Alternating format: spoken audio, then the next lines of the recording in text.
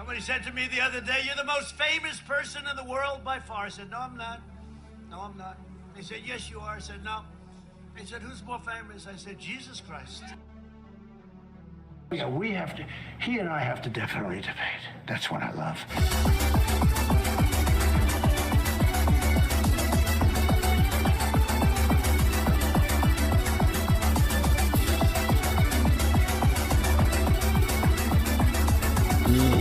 Good morning, everyone.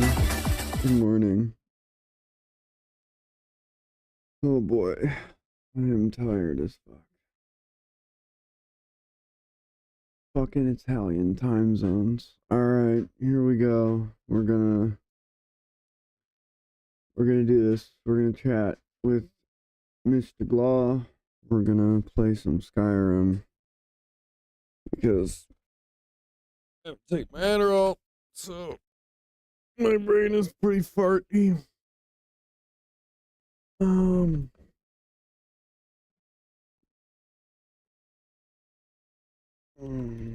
Yeah, he claims to be a mysterious guy. I'll have no camera on the screen for him, which is nice because it makes my setup easier. I worked out a little bit of a script yesterday. Just some basic questions that I kind of want to go over. The goal is to keep this as chill as possible. If he starts losing his temper, then I'm like, I'm not gonna perpetuate it. I'm looking forward to it though. I'm really hoping that this is gonna be a more further practice for me to, with engaging with people that I'm. Oh, hold on. Put the hair down. Further practice for me engaging with people that I'm not super, not super familiar or not super aligned with politically. So I'm hoping that it's going to be a good conversation. I wrote out the script because I knew that I was going to be tired this morning. I'm probably going to bed like right after this. I'm not going to stream for much longer than I need to this morning. I'm going to throw this in the wake things. The wake scored.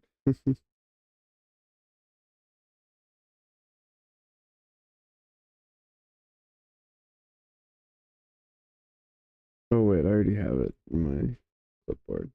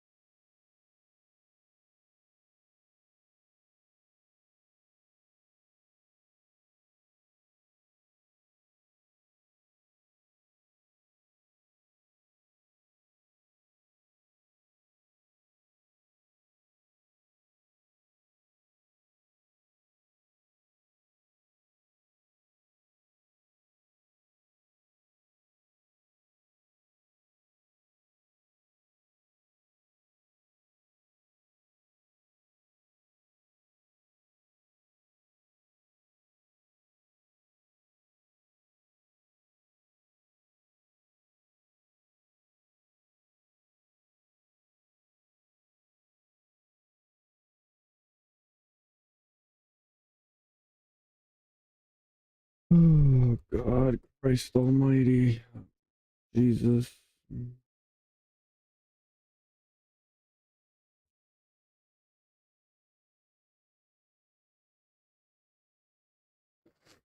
Imagine not knowing who Jimmy Savile is or why people know who he is.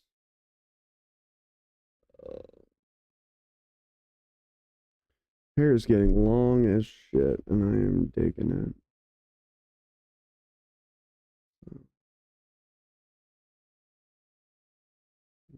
I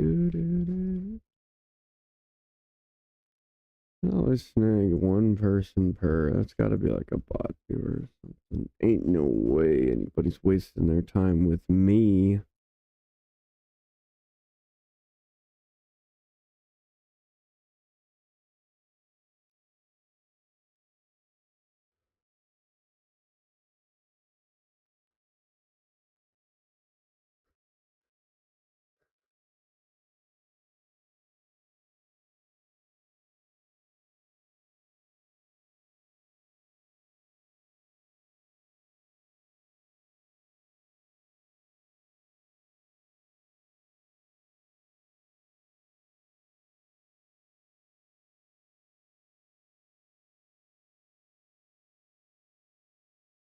All right. Hello? Can you hear me? Hello. Yeah. Ooh, I cannot hear you. Hold on, let me turn you up real quick. Yeah. Was my mic volume?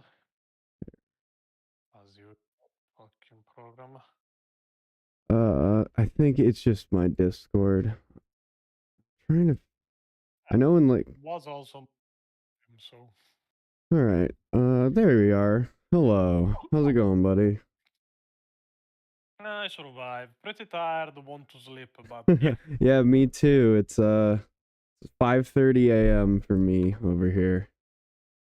No, for me it's 12:30, but I always sleep in late. But today I had stuff to do, so I had to get up earlier than usual. Gotcha. Well, hey, thanks for agreeing to have the conversation. The other day I reviewed the Wick panel on my stream and got again frustrated at the way that Radham was treating you, especially near the middle to end of the conversation. So I know that, I mean, just a little bit of background on me. We're probably not going to agree on a lot of things politically, but I don't think that matters. I think that when we talk 40K, we can talk 40K and leave the real life politics out of it. When I interact with people on Twitter from either side of the political aisle and Warhammer stuff, I try to be as neutral as possible. I genuinely want all the politics out, so like that's kind of where I'm coming at it from. But why don't you talk about yourself a little bit? Introduce yourself. What's your history with Warhammer? That kind of thing.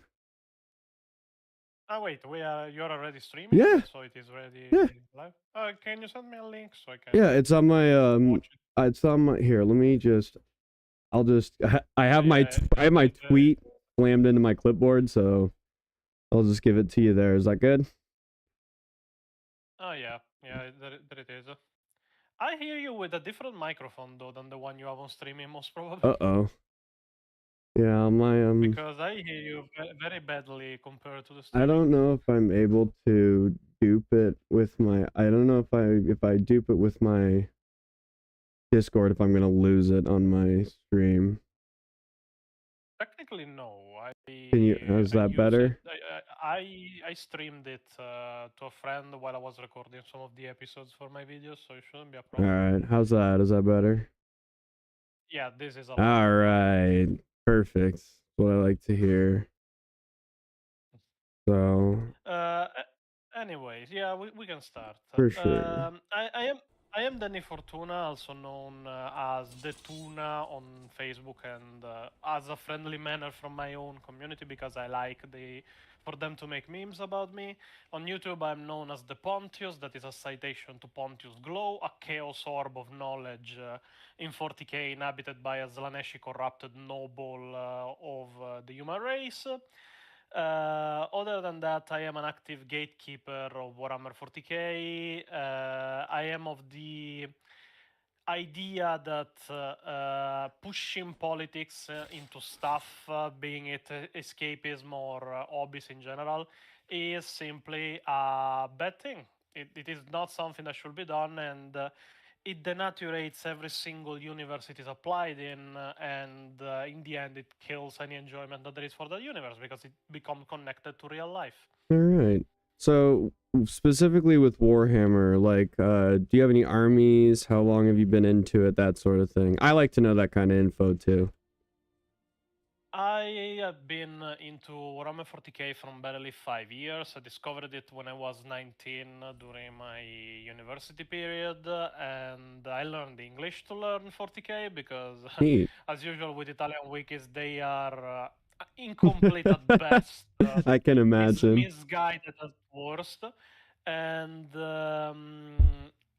I actually I played the Custodians and Blood Oh Angels. no, the custodians. So how many female custodians have you kit bashed? Haha. To be honest, none. Really? No way. Yeah, if we read even the short story where they are introduced, I can fucking see why none were recorded for 10,000 years. That story was completely fucking dumb. And the main character, that is the female custodian, was even dumber than the guy that wrote the story. Fucking All right. yeah, let's teleport a bomb inside the Golden Throne. Let it alone that the Imperial Palace is defended by the Aegis.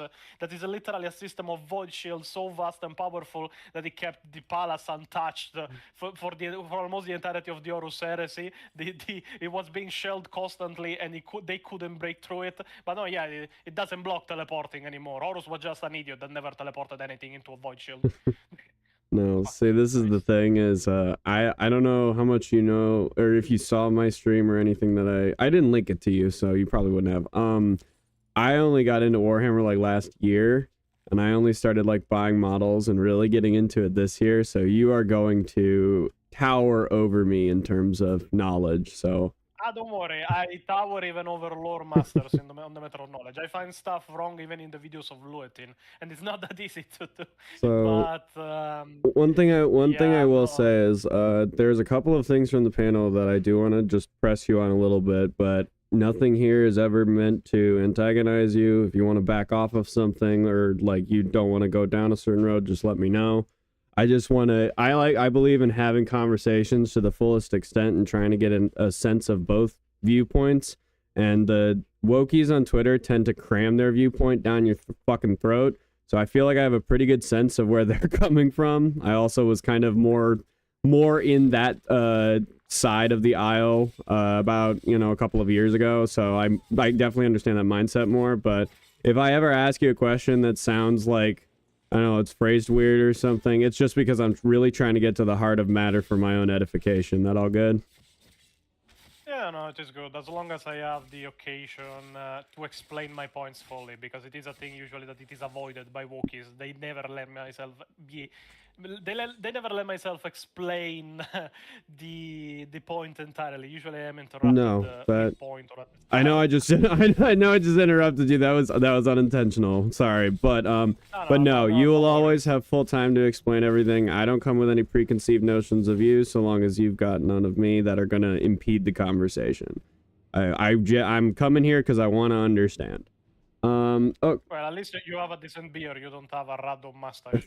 That is a oh jeez, yeah, no, I think it's the mustache. It's just like it's gotta the inner fibers gotta extend directly into the brain and affect like thought capability or something. I don't know.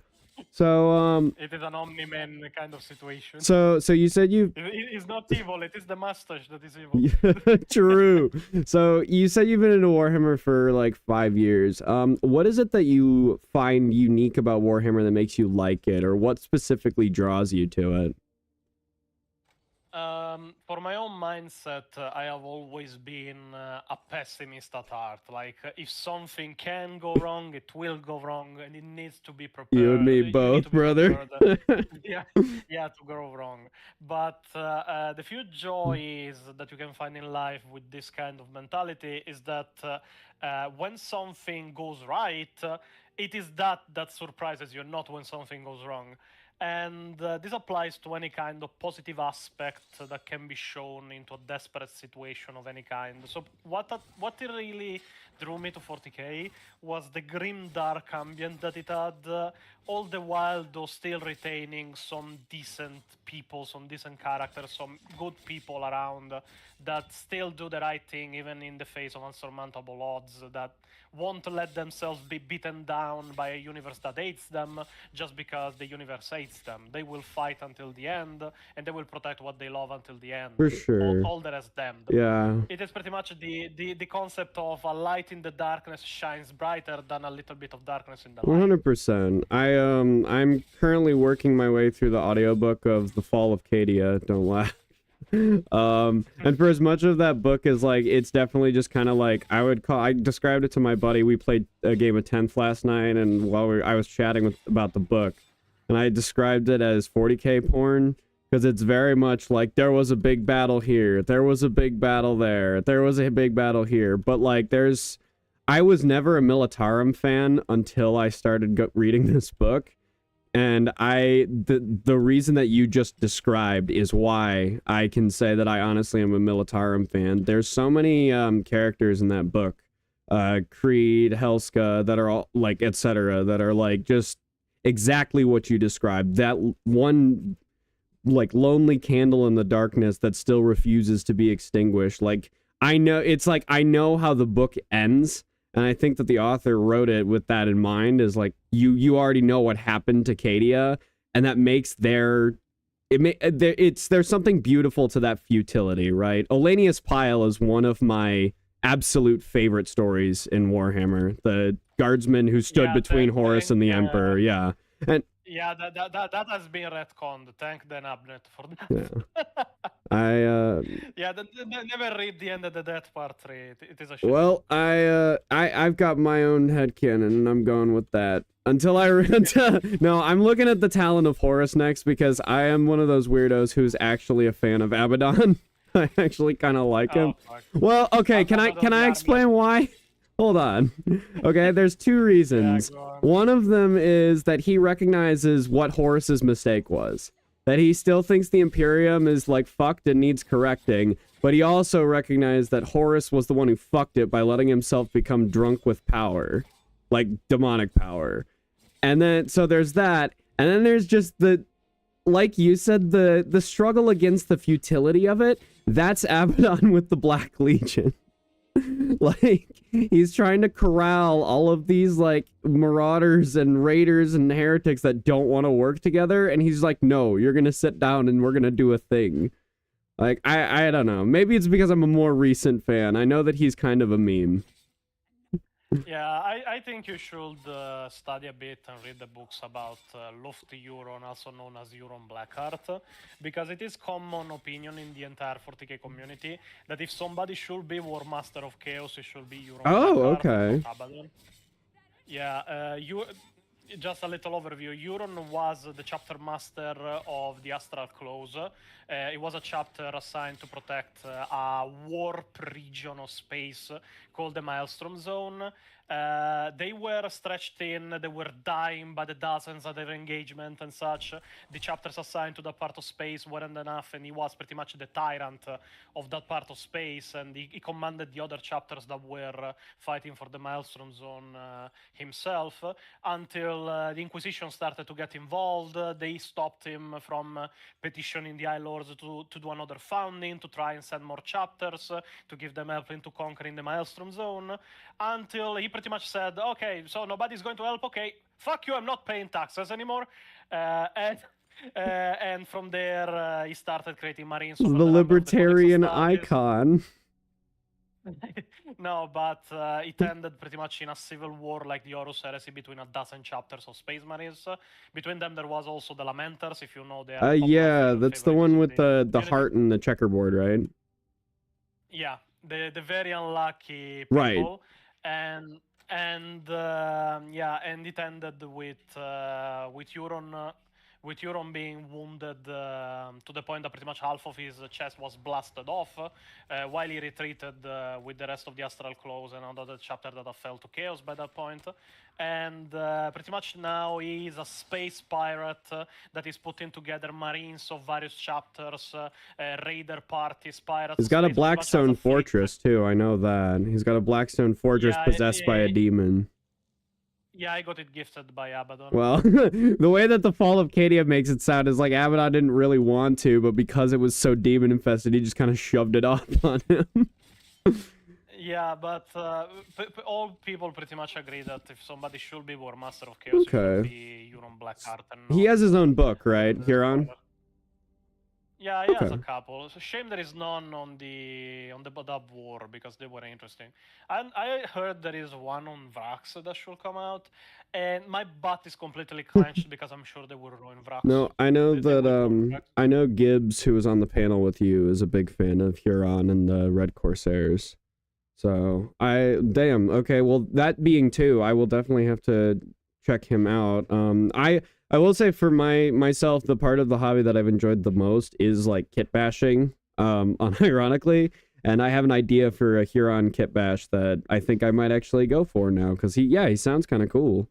Okay, so since we've had the fun Warhammery chats. Let's get into some of the tougher questions here. So, how do you define woke or wokeism? Woke or wokeism is a word that has been redefined a lot of times, so it doesn't really have a meaning any longer. Like Nazi or fascist, people just use it for everybody they hate by this point. But for me, it is always stuck on a single meaning, and is a person that takes every single good quality that could be inclusivity, diversity, friendship, and such, and all of this, and brings it to the extreme where it is not good any longer. Like to make an example, there is the book always of Warhammer 40k. This is a Warhammer 40k horror novel called The King of Pigs. Now, a normal person will call the book woke because it has a gay main character that is married with another man and had an adopted daughter. Could I just ask, is this the one where a Nurgle invasion is like happening and he's like raising this like baby pig under his like factory desk? Is that one? Yeah, okay, I actually know that one. That story's fucked the fuck up. But yeah, continue. Yeah, but what pretty much doesn't make it woke is that the characteristics of the character are not taken to the extreme. The story of the book doesn't revolve around the character being gay or him and the relationship with his husband, even if there is elements of that, they are not to the extreme. It relies mainly on the fact that he's getting slowly corrupted by illusions and corruption of Nargol, that is using his dead daughter as a weapon to corrupt him. That is not woke, that is simply normal. It is character development. The character happens to be gay. In Warhammer 40k, as long as you're not corrupted by chaos, thing that other kind of queer behavior can make happen, but just being gay is not some kind of thing that should be frowned upon in 40k. Okay. It happens. As long as you're useful to the Warhammer world, you don't get killed. The moment you start making a problem the fact you are gay, you will get killed in the Imperial moment. Yeah. But that doesn't make it woke. It is just a normal story with a normal character that happens to be gay. Yeah. So it is not. I mean, if you take the female custodians instead, they are a retcon for pandering to people that always are crying about, oh no, there is not enough female representation, while they ignore entire factions made of females. And the fact that they were introduced in such a lackluster way, the only thing they have going for them is that they are female, and the story they are written in doesn't even make sense, because the strategy the main female custodian were introduced to uses wouldn't work, because you cannot teleport through void shields, like in general. Like there is a bomb that can do that, but it is not the bomb she's trying to teleport.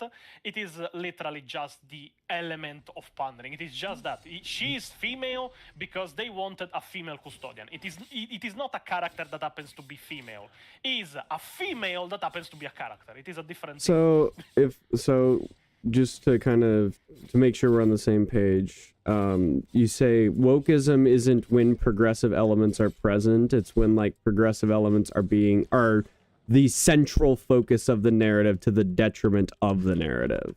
Would you agree with that? Yes. Yeah, I would agree with you 100%. I think that, so I know that I said politically, well, we might not agree. That's just because I'm a little bit more left-leaning.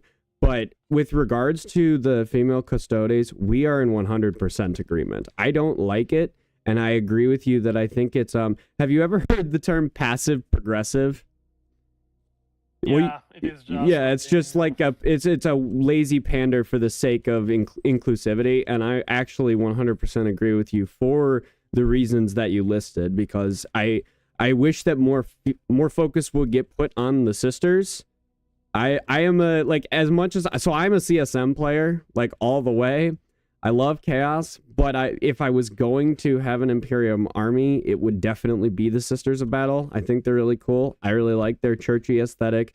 I like the Goj Vandire like backstory. It's like there's a certain, would you agree with me that there's a certain degree of Warhammer lore where it gets like so ridiculous and goofy that it almost transcends that and goes right back to being like super serious? Like the whole, oh, they're women under arms. Like, yeah. No, but it is reliable, because I'm sure a bureaucrat would use. Oh yeah, the loopholes, whatever loopholes they could cook up, for sure. I just think it's very, I think it's very funny. And I like how you in the panel you pointed out that that would be the reason that their power armor is specifically like accentuated to show to like shape around their bodies, is to like demonstrate, yes, these are women, because that's the role. I actually didn't even connect that myself, so I like that you pointed that out.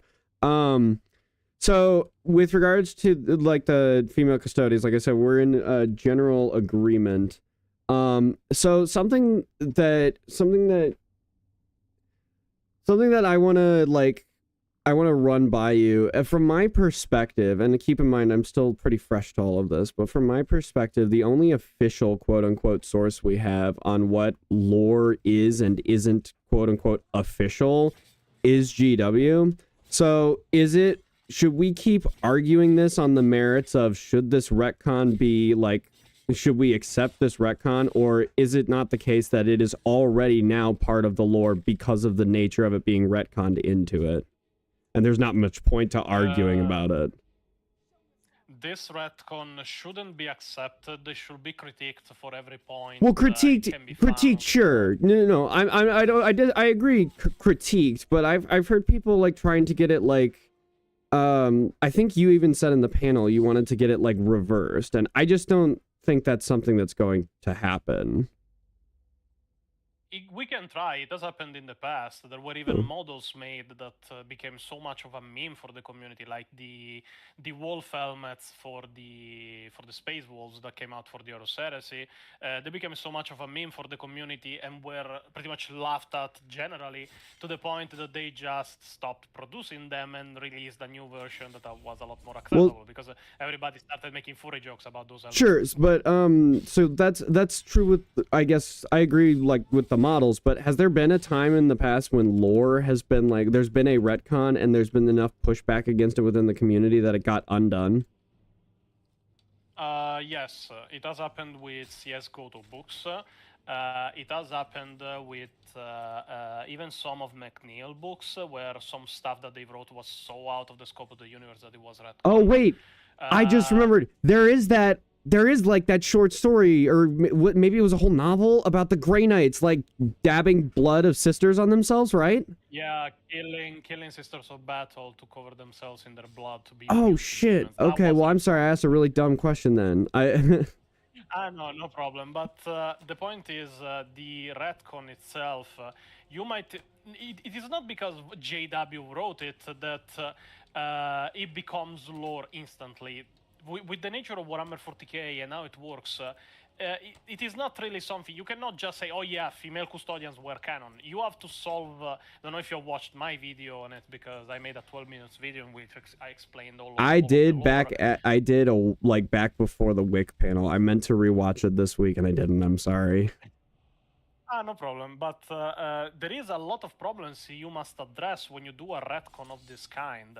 You have like, even if you're the creator, you cannot just say this exists. You have to justify its existence. It is why there was such a blowback against the Primaris, because when they came out the first time, the universal backlash they got was because they came out of nowhere. There was no lore explaining it, and they spent the last 5-6 years just re-retconning their own retcon just to make it make sense with the universe. But the problem is the retcon of the female custodians is so lackluster to the point that it is not even acknowledged in the same codex it is made into. Like, we have all seen the 2 pages where, oh yeah, the female custodians have a very dumb plan to do something that will not work, because anybody that took Imperial Technology 101 knows that you cannot teleport through void shields. And I would imagine a fucking custodian will know that, but seems not. But other than that, what you can notice is that the entirety of the codex that I went through when it was sent to me is that the only mentions and the only even language that let it intend that the custodians are not only male are on the pages where the female custodians are mentioned. Well, the if calls them all with male pronouns, all of them. Well, there are I mean, so here's the thing. With regards to like the previous stuff, this is more what I was getting at with the once they've said it's lore. I don't really see, because it seems like when I was trying to look into it, like the justifications or the lack of justifications for female custodes, it seemed like there there were just as many examples being pulled of here they are specifically called sons, here they are specifically defined as he, as there were, well, here they're using gender neutral pronouns, and here they're saying, well, they just get candidates from anywhere and we don't technically know. So like, it seems like when there's just justifications on either side, I don't know if I could agree one way or the other that yes, it definitively does work or no, it definitively doesn't. My issue more comes from like with the addition of female custodians, more comes from like we already said, like the lack of opportunities, or the presumed lack of opportunities for more sister stories, and then the sort of pandering aspect to it. But like, I don't really know, with regards to the lore justifications or lack thereof, I don't actually know if I feel comfortable deciding one way or the other, you know? I can actually put a bit of clarity on that. Usually, all the examples where they are called with gender neutral pronouns is when they are referring to the custodians as a faction, and not to single custodians. In fact, when you see the gender neutral, it is usually, oh yeah, they are this, this is them and such, but they are not talking about a singular custodians. They're talking of the entire faction of the custodians. This is why the wokies need to knock it off with the gender neutral pronoun shit, because I can't fucking tell. No, that's you know what, because like I'm gonna trust you on this. Like I have no reason not to. But like my gut would be that yeah, those might be just disingenuous examples of like, because like I guess with that in mind, then I would be more comfortable saying that like they've always been more or less intended to be men. Since I do want to like branch out a little bit from like specifically this and more back into like the whole idea of like retconning, but since we're on the female custodes, do you think that it is worse if there are like, so if only like 2 out of the 10,000, if it was only those 2 in that story, would that be as bad as like 50%? Like, is 1 to you too many, or is there a threshold where it's too many? Their existence in general is already too many. Even 1 is too many for a number of reasons. The custodians themselves, like the Emperor, Media Astartes, and the Primarchs, are superhuman. But the Emperor and even Malkador always said it. The Imperium is not for the superhuman. It is for mankind. So one of the main ideas of the Emperor when he made the Primarchs, when he made the Astartes, when he made the Custodians, was that they would have longer longevity, they will be better warriors, they will be better assistant, they will be better at everything. But they must never even have the occasion to try and surclass humanity. It is a thing he was very adamant on. If they have even a single chance of reproducing, it must be snuffed out immediately. It is also why he blocked any kind of attempt to augment women in any kind of way. Like, it is literally forbidden to try it at the moment with like Astartes procedures and such by word of the Emperor. And actually the Emperor was right, because in the 41st millennium, in the book Black Sky, Dead Sun, the Iron Warriors using gene seed on women found a way to impregnate human women with Chaos Marines. Yeah, it's based. Yeah. The Daemoncula. Yeah. And as you can imagine... what is... Oh, I can't remember that fucking guy's name. The Daemoncula, it's the Iron Warriors guy. Warsmith Honsu. Yeah.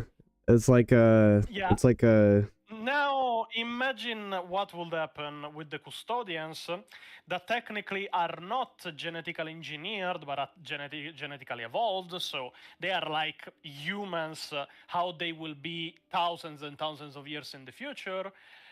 And in all of this, imagine the fact that them being kidnapped is a commoner occurrence than you can imagine, especially by the Dark So I wanna talk about that real quick, because if you examine this objectively, you could agree probably that between female Space Marines and female Custodes is a lot easier to work into the lore, right?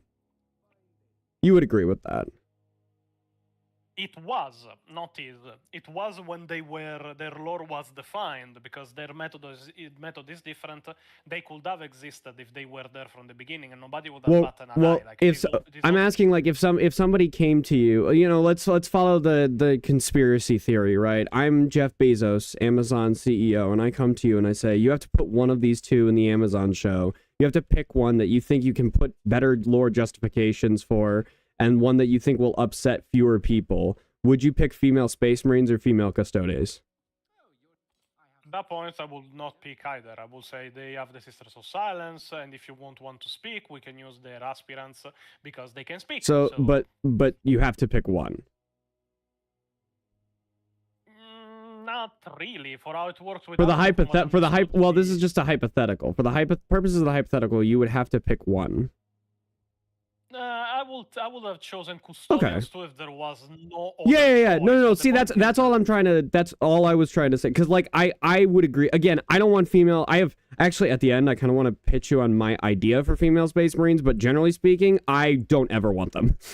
I have an idea of if they did it, here's the way where they could do it, and it would make me the least mad, if that makes sense. But like I also kind of hope that they never do, if that makes sense. So like I'm not trying to like subtly like brainwash you or any bullshit like that. I'm genuinely just I think it's important to like, especially with myself, trying to like put myself in different mindsets to sort of understand the reasoning for different people and why they do the things that they do.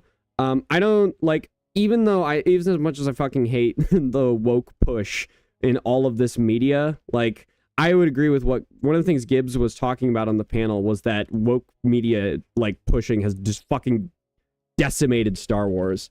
And like I 100% agree with that. But I also don't think that like Kathleen Kennedy and that whole crew specifically just pushed the wokeness to destroy the media. I'm not like that. I think there's a reason for like why people do things, and like trying to do those hypotheticals where it's like, okay, well, if I had to do this, if I had to pick between female Custodes, female Space Marines, which one would I pick and why? Like that, those kinds of hypotheticals for me are important to like kind of try and understand the mindsets of people who oppose me, if that makes sense.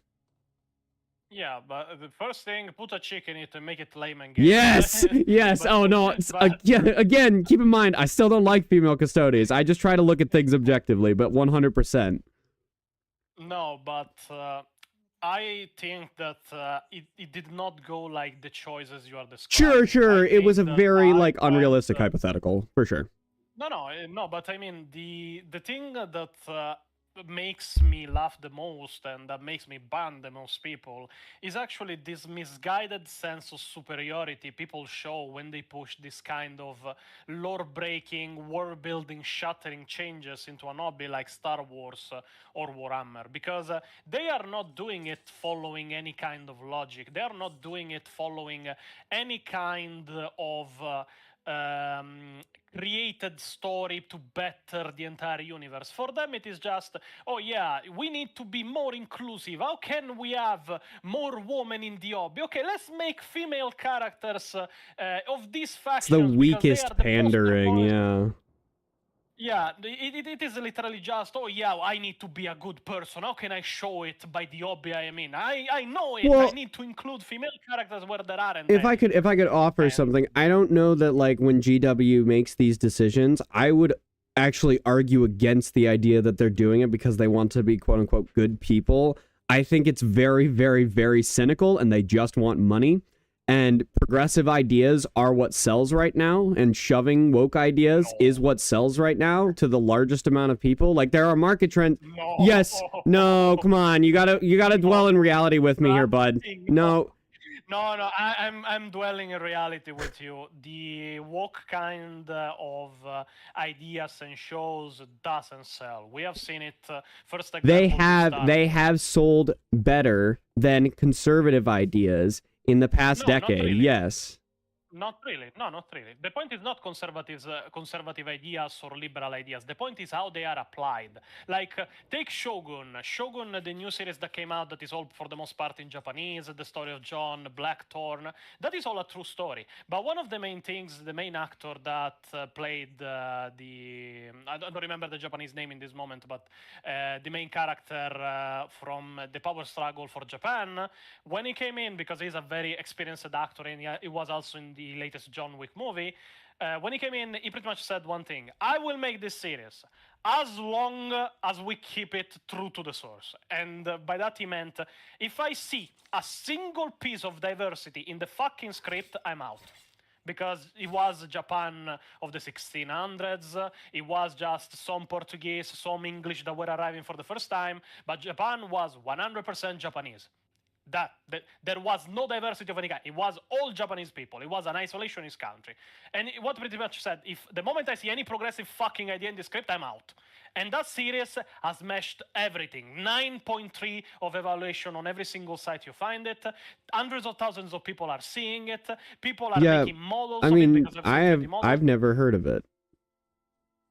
Well, you should So, watch it. no, but I'm just trying to draw attention to that, right? Is because like I don't know, this could be just like a media sphere thing. Like we all have our own individual. We're all sucked into our different algorithm type deal. But like I've never heard of what you're talking about. So, but everybody's heard of like Star Wars, right? No, everybody has heard of the first three. Yes.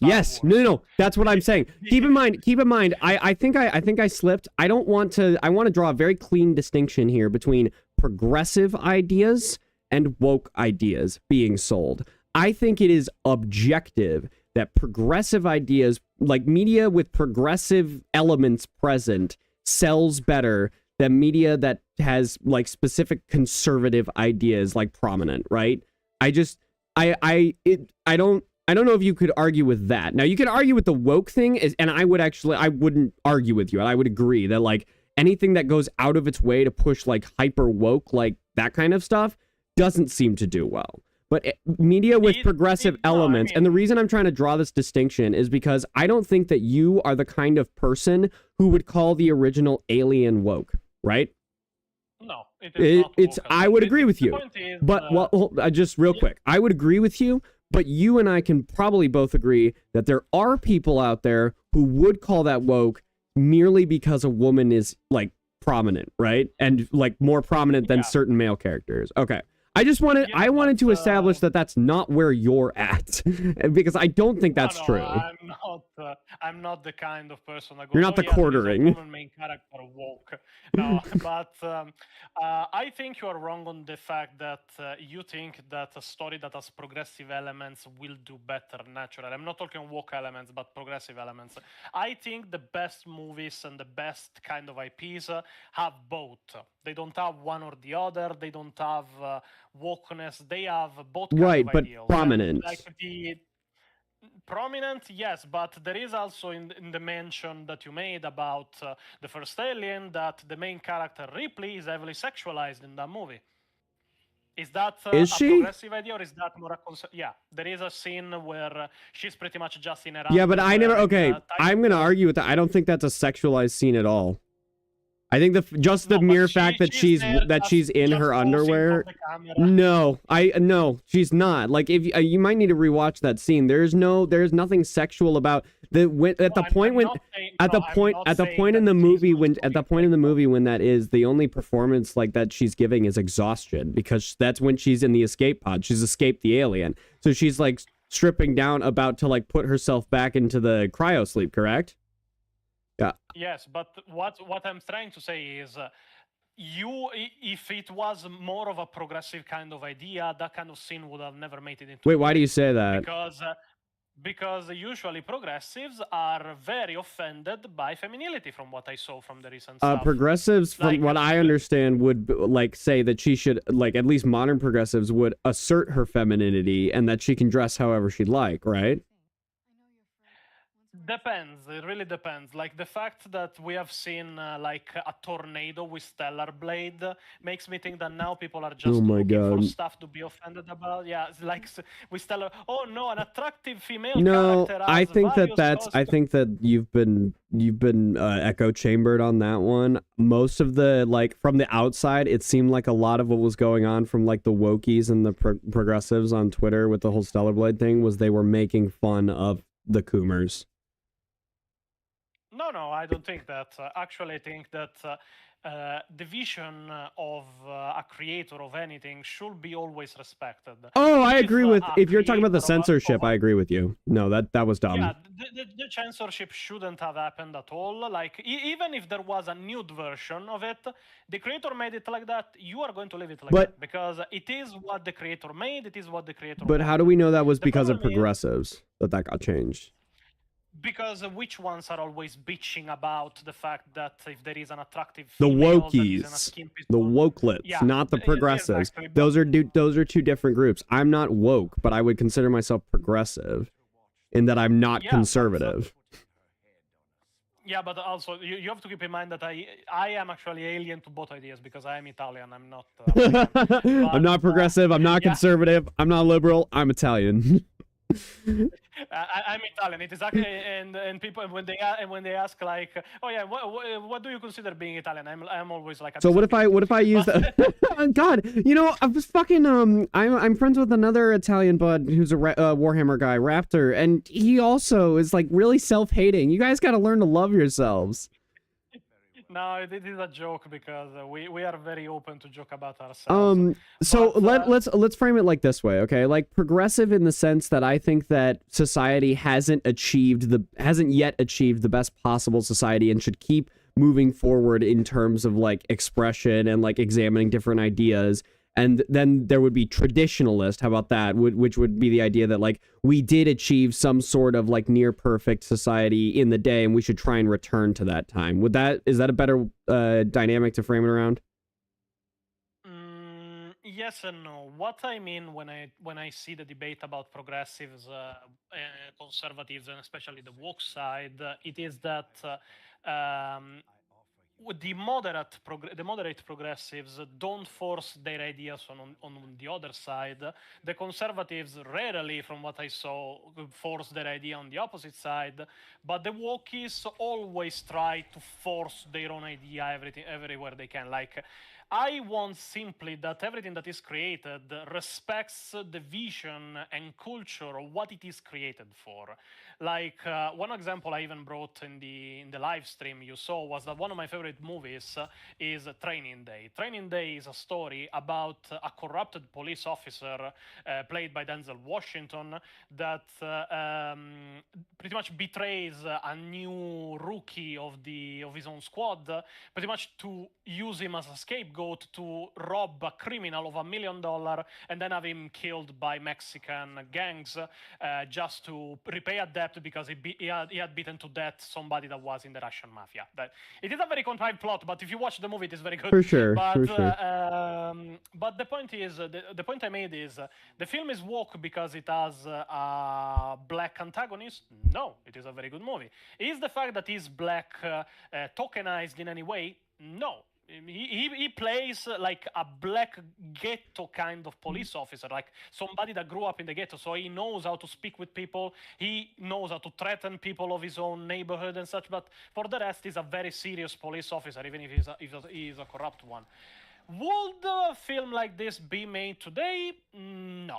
For the simple fact that the antagonist is a black man. So do you think that that's because of like specific loud woke people, or do you think that's just because as a society we seem to be less comfortable with the idea that black people are like of black people being portrayed as villains? And I'm not saying whether that's right or wrong. I'm just asking, like, do you think it's more because of this loud minority, or just because there's like a general sort of unease around that? I think it is because of a loud minority. Okay. For the simple fact that seeing a black antagonist in a movie will not make me go, oh yeah, every single black person in the world is a bad Sure, person. but so I would say that, like, I agree with you, but the problem is there are people out there who unironically will and do. and those people will be laughed out of the room. I If hope it wasn't so, in the yeah. situation where we are now, like if you just see, oh yeah, the main antagonist of the movie is black, oh yeah, all black people are bad people. It is not how it works. Everybody can be evil. Asians can be evil. Okay, black people all can be right. evil. We don't have to list off all the evil races. Oh Italians no, can be evil, we're back to even the if we self-hate. are right.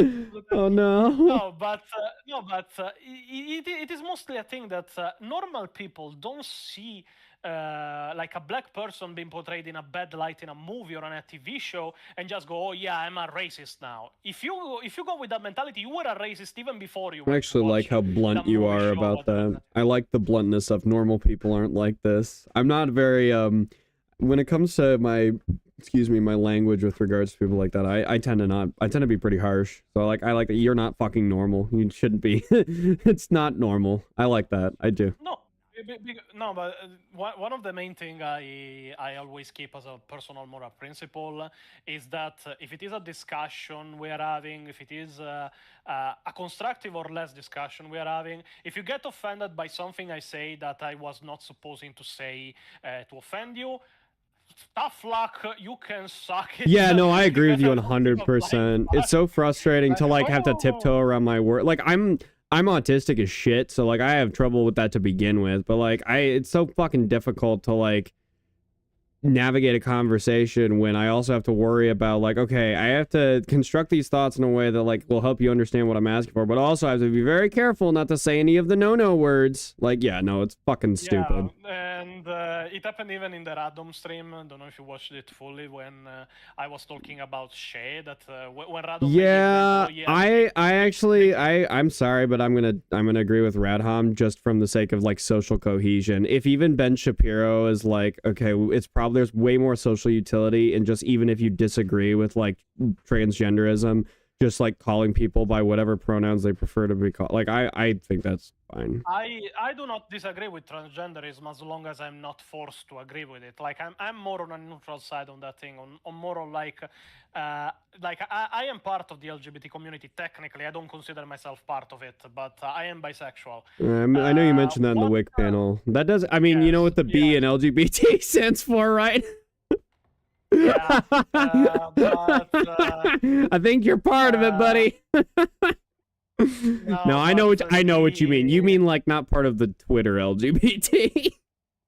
No, not part in general of the LGBT. Like I don't agree with the moral standpoint they have now. I don't agree with their ideas. Well, it's okay. So one of the they don't speak for me. Well, hold on, because one of the things that like, because when I hear LGBT, I genuinely just think of like anybody who is lesbian, gay, bi, or trans or whatever, right? I know that there's, well, hold on, because like I think there's a difference between, because a lot of people will lump me in with the woke hammer crowd just because of you know, I like I've said before, I tend to be more progressive leaning, but like I do think that there is some merit to like, people have been saying a lot to me recently, it's dumb to like monolith these groups of people, like the woke hammer and the chud hammer. Like people are people have different ideas, people believe like different things. So like I don't think that just like there is a rainbow mafia on Twitter, to be sure. Yes. But I don't think that when I hear LGBT, I don't think of them, right? I think of, that's what, when I say wokies or wokelets, that's what I'm thinking of. So no, that is correct, but the point I'm trying to make is that just because I'm something doesn't mean I'm part of a group. Like okay, sure. Even if I'm bisexual, doesn't mean that the LGBT community is my group. Doesn't mean they speak for me. In fact, fuck it, they don't speak for me because they have completely opposite ideas to the ones I have. So I can speak for myself. I have enough of a spine to do so. So I don't need an army of angry people with blue hairs to. Well, sure, but I would say so. You and I are both, I mean, I'm pansexual myself, so like you and I are both like clearly like capable of like having conversations and defending ourselves and our positions and stuff. But I would say that like when you have a minority who like specifically has been like shunned or like forced to like sort of live in secret or hide part of themselves, I would say that just in and of itself would lend to a larger portion of that group like being predisposed to not being able to like have those kind of conversations. So like in a way, I'm glad that there are people like you and me who can like, I mean, at least, well, there's people like me who are, I don't know, like immune to like bullying or some, I don't know, but are able to come up and actually, well, no, like are able to have these like conversations about like gay issues and stuff, so that people who don't want the Twitter mafia to represent them, but also are not super comfortable like getting out there and like debating, like, because I think that you have to have a special something broken in your brain to be able to like have a debate to justify why you should be allowed to exist, right? Like the people who like debate trans issues, which as obnoxious as some of them are, I do honestly admire some of them for their tenacity because they are effectively arguing for their right to exist in certain instances. And I think that requires like a very special quality of an individual. And I'm glad that those people exist. I just wish that their ideas were better. I think they do it the wrong way, and it is the reason now that there is a lot more hate for the LGBT community than there was 5 or 6 years before. Like 5 or 6 years ago, the percentage, I think, I don't know, it was taken because I saw it a long time ago, of hate for the LGBT community was actually down. It was like at 19%. Now there was a new study in 2020 that is back at 31. So I think something went wrong in those years, and it was exactly the woke movement. But to go back a bit on the topic, the fact of Shea, where Radom tried to make me use his preferred pronouns, I'm not using his pronouns because I don't respect the trans movement or trans people. But the difference is I don't respect him specifically. Well, can I ask you a question? Can I, before you keep going, can I ask you a question? If you disagreed with a black guy, would you call him white? No, okay, then why with the misgendering? Why? It's the same thing. No, there's not. No, there is a difference between disagreeing and being a complete asshole about it. If a black person tried to do what she did, would you call him white? Yes, would you call him white? No, okay, so why? White, but I will not call a mentally ill narcissist his preferred pronouns when his own pastime is literally doxing people he disagrees with on Twitter, and then goes exactly on Twitter. But you don't understand. If you call her she, you can call her a cunt. Calling a guy a cunt doesn't really work that well. No, but if you gender Shay properly, you get first of all, you get access to all the misogyny, right? So like I just think there's more social utility in properly gendering people, because you're missing out on certain opportunities when you do. And I don't want to get, since we're getting a little heated, I just wanted to like kind of soothe it a little bit. I want to get back to the Warhammer stuff, if that's okay. No, it is fine, but it is just to say it is not. I'm not misgendering him because I don't like the movement or I don't like his ideas. It is because he's a complete asshole and deserves to be offended. Hey, I personally always would prefer that people, at least the pronouns, be respected, because like I said, you never know what opportunities you're missing out on to insult them in new and fantastic ways. But anyways, by the way, Shay blocked me for me making fun of her for like saying why does the Horus heresy matter. So it's not like Shay and I are like I'm not Shay's warrior or something like that. No, little trivia about that. While he was advocating for changes for Warhammer 40k, like about female marines and such, it was mentioned under one of the comments that, oh yeah, if they were there, they would have probably all joined the side of Horus Lupercal. And she went, who the fuck is Horus? Oh, for fuck's sake, no! Yeah, and by that, from there, my headcanon became that he believed genuinely that his name was Horus Heresy until he was. You've done it, Horus Heresy. You've defeated me. You truly are the Warhammer 40,000. Okay, so actually the next question that I wanted to ask you was related to the Horus Heresy, and this is more to do with the broader idea of retcons. So the Horus Heresy was a retcon, yeah? Not really. It was an evolution of a story kept in the darkness. The difference between retcon and evolution of the lore is that if you take a certain event like the Horus Heresy and then expand it, give it more lore, give it a direction, give it a central point of interest, in this case, the battle between Horus and the Emperor that then Abnet completely ruined. But I haven't read it is an it. evolution. I don't know. Don't read I've the heard end, good that's and what- bad things, so I don't know. I might end up reading it. Who knows? I've got Huron Blackheart books to read now. I've got the Fabius Bile trilogy I want to read. Like, I've got a lot of stuff to work through before I get to the Horus Heresy. You should also read 15 Hours. It shows the grim darkness of the Imperial Guard. What about I've heard The Infinite and the Divine is like the best book ever. Is it really that good? It is a very funny book Okay. about. It is called The Infinite and the Divine because About the Trazyn, main right? characters are Trazyn the Infinite and Orican the Diviner. Like imagine like a Muppet Show but done with the Necrons and their powers. Okay, sure. Because like I'm not a big Necron fan. To like, No, like to describe you some scenes that if you hear them said like this, you would imagine them like in a video game donkey. I don't know if you follow yes. him, but there is a one point like Trazyn and Orican that were disassembled after a battle, and they were like checking their parts to see which one belonged to who. Then there is another one where when they are like in a sea, lost in a sea, Okay. and then there is a moment of silence with Trazyn that is just floating on the water, and then he goes, I have a plan. So this is a comedy book.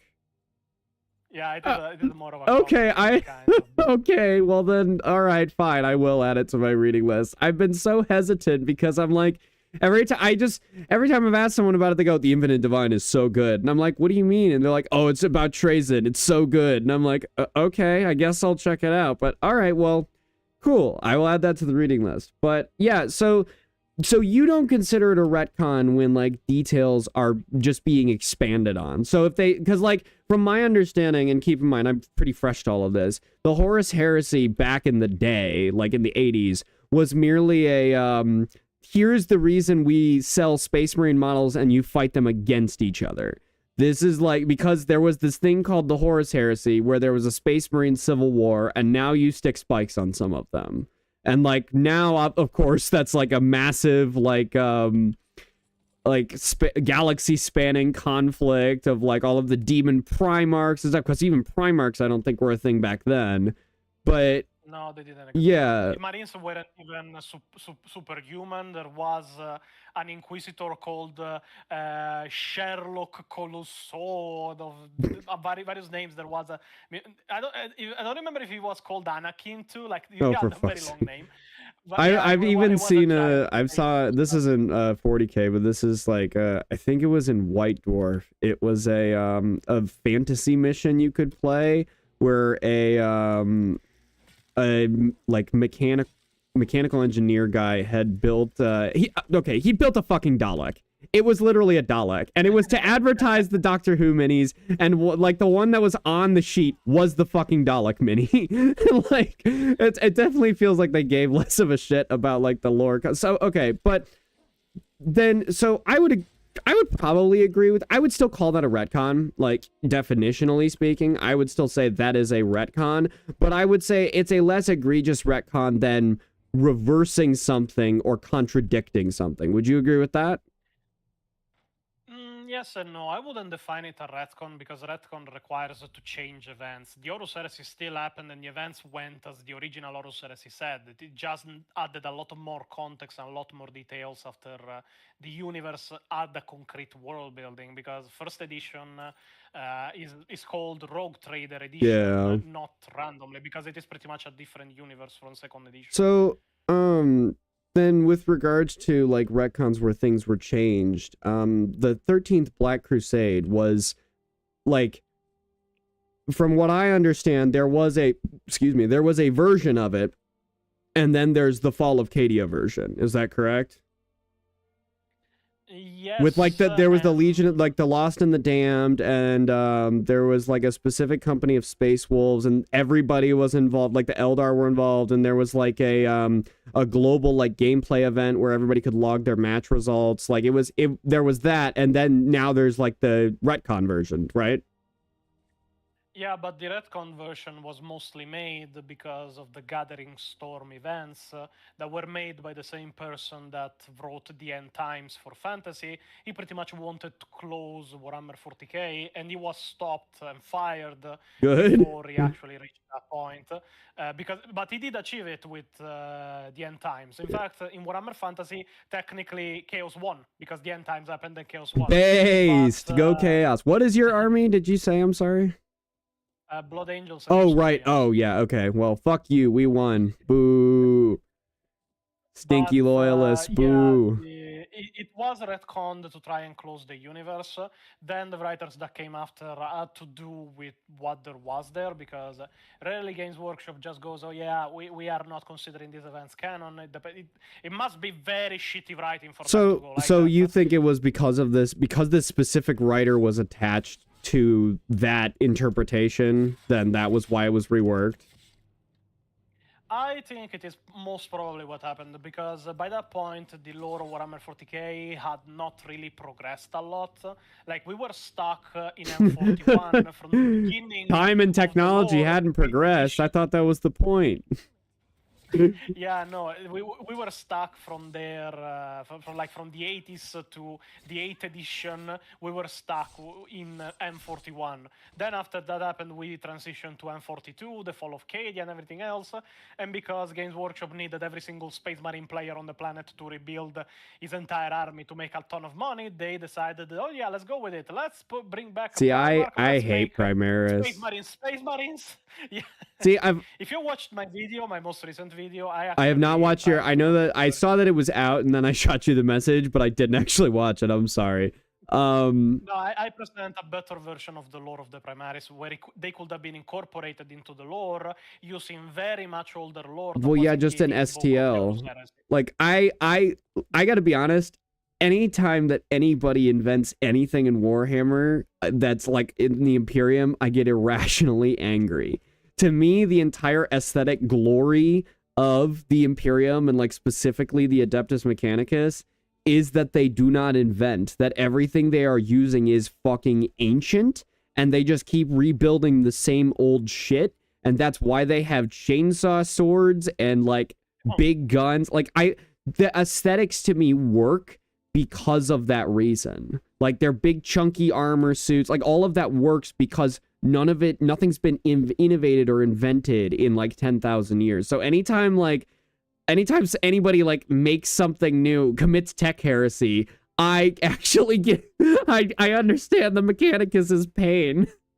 Like, unironically. Yeah, but, the fact they do not invent is technically wrong by a lore perspective. They still do invent some things, the Mechanicus, but it takes a very fucking long time, and even if they invent it, it is usually not something such revolutionary as fucking Primaris. Like, to make an example, the armor we see many of the firstborn Marines in 40k until 8th edition was the Mark 7 Errant armor. Oh, sorry, I had a kitten follow my lap. A kitten? You have a kitten. Oh, what's your kitten's name? To stay on my lap. It doesn't have a name because it is not ours. Aw. You just had a kitten fall in your lap and it doesn't even belong to you? Or do you live in a magical forest? No, it is because we saved them from the streets. Aww. And then we try to give them a better life. That's awesome. I have three cats myself, and I work at a dog kennel, like as my day job. So like I'm a big animal person. I have 26 cats in my Holy shit. Yeah. So I am highly allergic to cats as well, like despite having 3, and I think I would just literally die.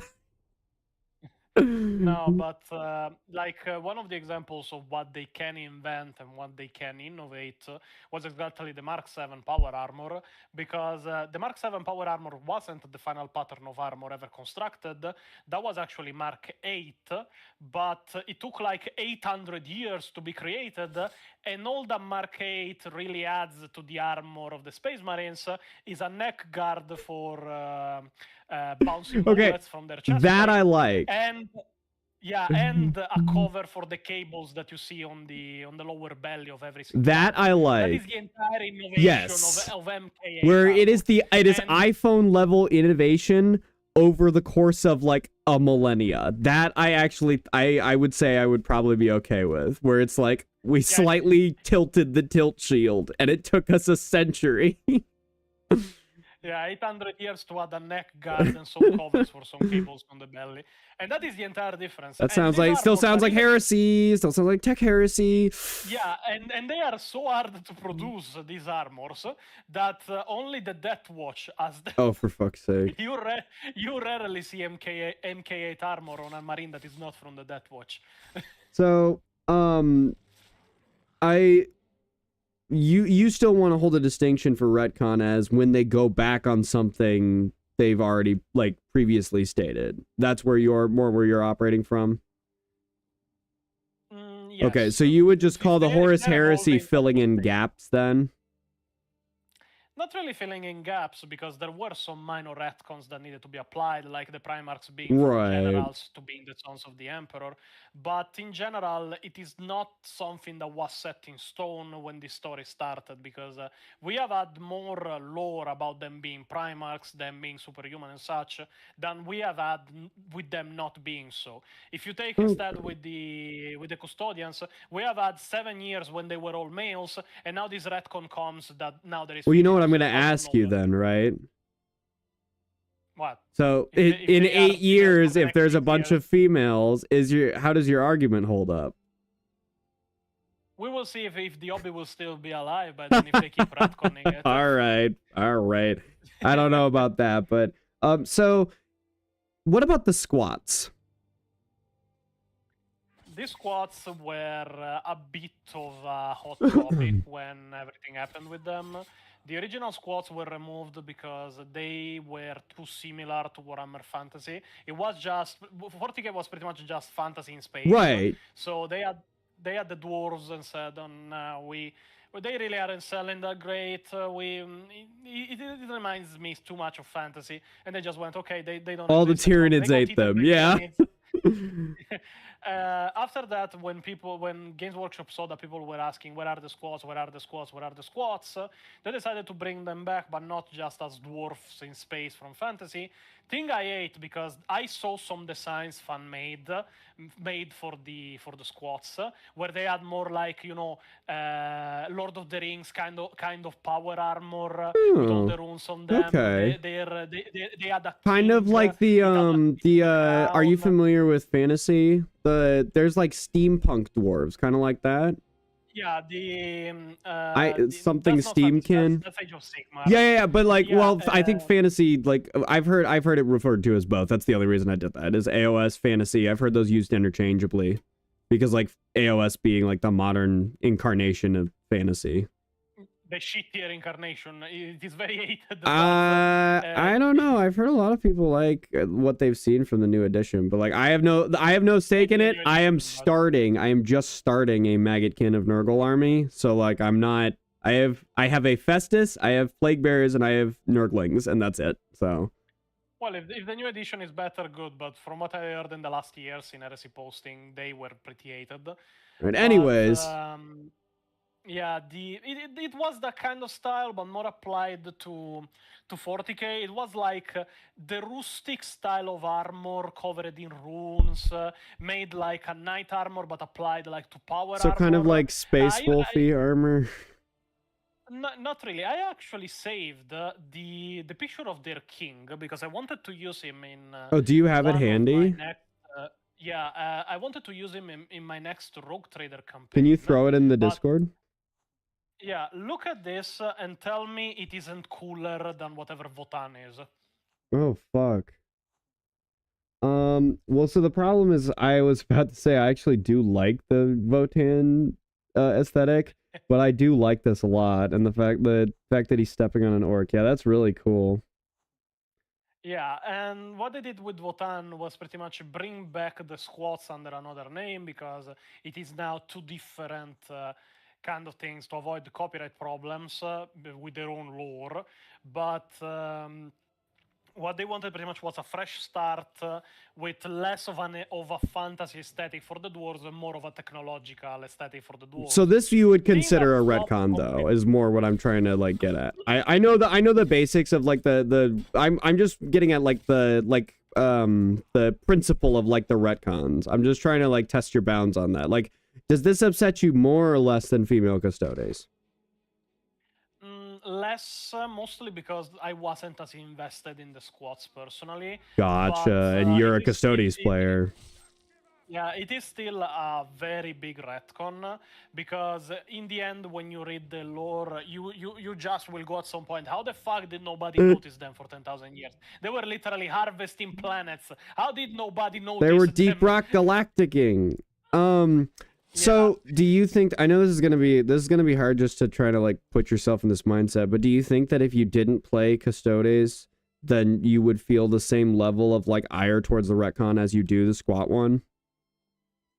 Not really, because I also like the messaging that is given to the Horus Heresy and the factions that fought in it. The entire Horus Heresy is written and it is meant to symbolize a struggle between fathers and sons. It is something that is written to read pretty much like a Greek mythology kind of mythos. Like take I don't know, God of War, the first God of War. It was a story of Kratos first against Famous Ares, ancient Greek myth, but okay. No, it is not a Greek myth, but it is written to read like a Greek myth. It is a struggle of a son with his own father, with a created with his own creator, with Kratos that was the god. You're talking about the War, original one, right? The like the PlayStation games. Okay, I was like, all right, those are the ones I know. I haven't played any of the new ones. Yeah, like when you see Kratos just climb on the Titans on Mount Olympus, and he just goes, "Zeus, your son is back for it." But and that kind of thing. It is made to read like this. It is written to be a struggle between sons and their father, a brotherly rivalry between some of them, a father and son rivalry between others.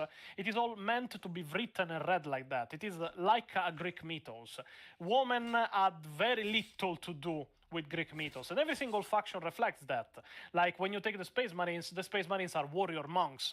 It is why their entire organization is a brotherhood, because they are that. They are inspired by the Crusaders of the Crusades, the real Crusades, and they are a monk warrior order of brothers. It is what they are. They are brothers in arms, but they still consider each other brothers. If you put a woman in it, you don't only ruin the lore, you also ruin the mythos that there is behind it. And when you take custodians that instead of being, the Templars from the Crusades, are more of a knightly order of the 1800s, there can be the exception, like there was in fantasy with a female knight that was like Joan d'Arc. But when you take something that was manufactured by the Emperor, and the Emperor never wanted females of any kind of superhuman nature to avoid the reproduction specifically. See, here's the thing. Here's the thing, is like, I more or less agree, because my headcanon for like why the Emperor wouldn't want that more has to do with like, I picture the Emperor as like not a sexist, but more of a dude bro, where like if he's making 10,000 buddies, he's not gonna make chicks. But also guys gotta have fuck buddies, so that's why I'm like, well, maybe there were like 10. There were like 10 female custodes. But anyways, last retcon I want to ask you about. What about when the Ultramarines had sex slaves? Good or bad retcon? That's a good okay. All right. Good. Glad we agree. Like, there's such a weird ass white dwarf picture of like an Ultramarines with like a woman on a chain necklace. I'm like, why? Yeah, it was very Babute is not gonna like this when he wakes up. No, but like the main problem many people have with this kind of retconning is the meaning of the retcon. Like it was there is a difference between Primaris and female custodians. Sure. Primaris were a retcon made out of greed, because it is a company made for making money, so they are doing something to make money, because they are forcing you to rebuy your entire line of models. But when you take something like the female custodians, they are doing it obviously out of pandering. There isn't even models or books in there. They are literally a paragraph I would almost like, because here's the thing, like I would agree that it's pandering, but the reason they're doing the pandering is greed. Like I don't think it's as overtly greedy as here are brand new Space Marines to replace your old Space Marines. Buy the new ones, don't use the old ones. I don't think it's that like on the nose, but like I do think that there is something to be said with regards to it does kind of suck if you're a woman who is into war, because you and we would of course agree that like we don't believe in gatekeeping the hobby from like anybody based on like whether or not they're like a woman, right? No, why should we gatekeep the hobby for somebody? Yeah.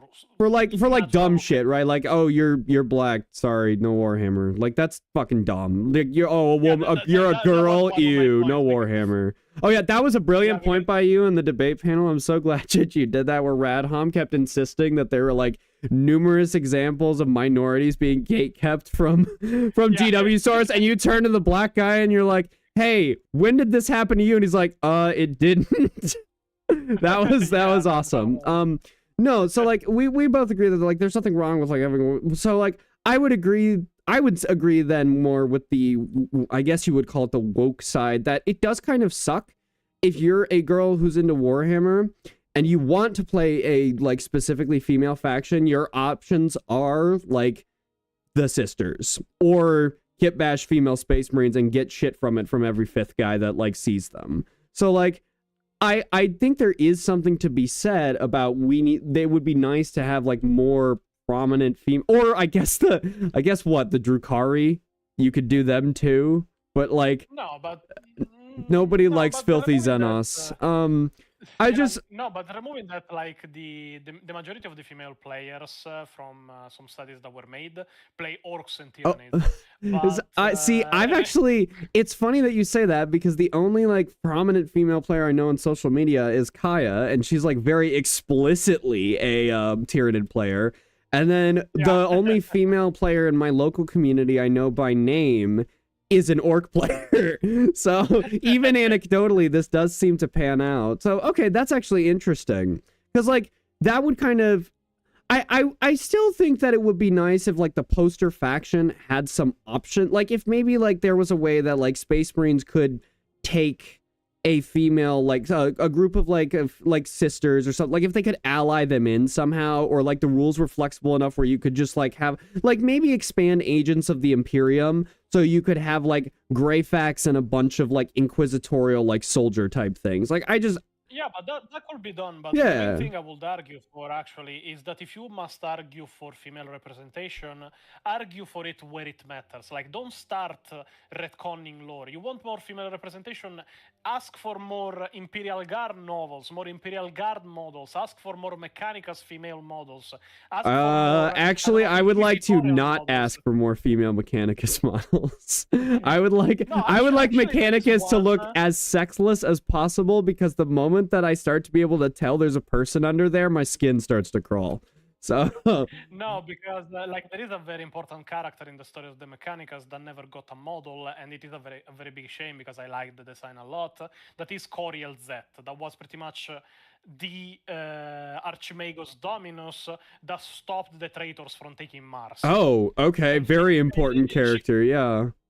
Yeah, and she was like, she detonated an entire forge just to kill the Kaban machine that didn't even die. It was an AI battle construct created by the Dark Mechanicus to take control of Mars, and she detonated an entire forge with her and the Kaban machine inside to try and destroy it, but it just got lost and it was found like at the end of the heresy. Okay.